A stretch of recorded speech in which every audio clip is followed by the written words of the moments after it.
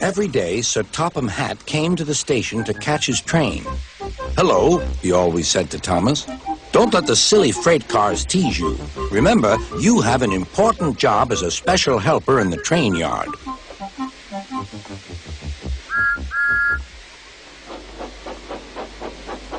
There were lots of freight cars, and Thomas worked very hard pushing and pulling them into place.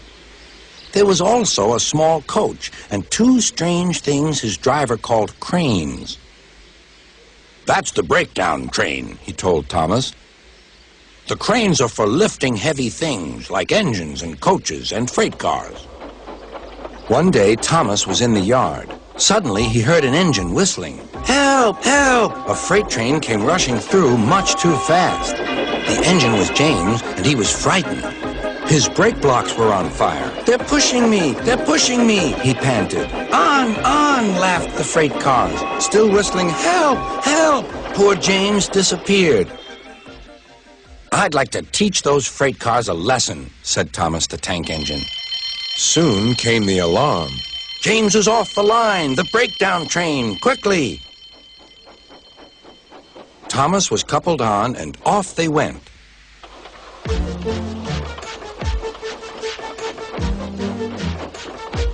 Thomas worked his hardest. "Hurry, hurry, hurry," he puffed. He wasn't pretending to be like Gordon. He really meant it. "Bother those freight cars and their tricks. I hope poor James isn't hurt."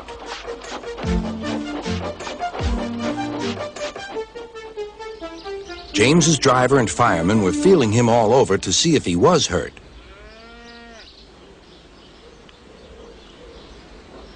"Never mind, James," they said. "It was those silly freight cars and your old wooden brakes that caused the accident." Thomas pushed the breakdown train alongside. Then he pulled away the unhurt freight cars. "Oh dear! Oh dear!" they groaned. "Serves you right! Serves you right!" puffed Thomas. He was hard at work, puffing backwards and forwards all afternoon. "This'll teach you a lesson, this'll teach you a lesson," he told the freight cars. And they answered, "Yes, it will, yes, it will." They left the broken cars, then with two cranes they put James back on the rails.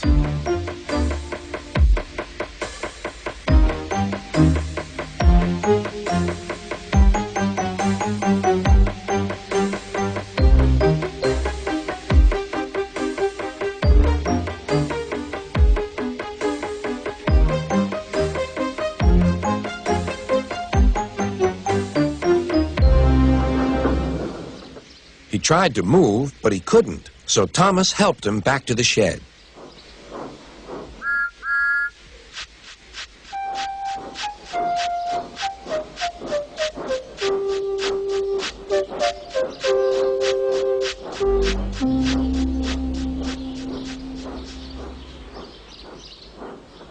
Sir Topham Hatt was waiting anxiously for them. "Well, Thomas," he said, "I've heard all about it, and I'm very pleased with you. You're a really useful engine. James shall have some proper brakes and a new coat of paint, and you shall have a branch line all to yourself." "Oh, thank you, sir," said Thomas. Now Thomas is as happy as can be. He has a branch line and two coaches called Annie and Clarabelle. He puffs proudly backwards and forwards with them all day.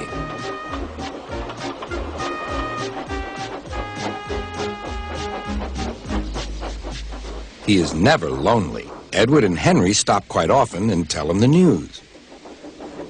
Gordon is always in a hurry, but never forgets to say, "Boop, boop," and Thomas always whistles, "Beep, beep," in return.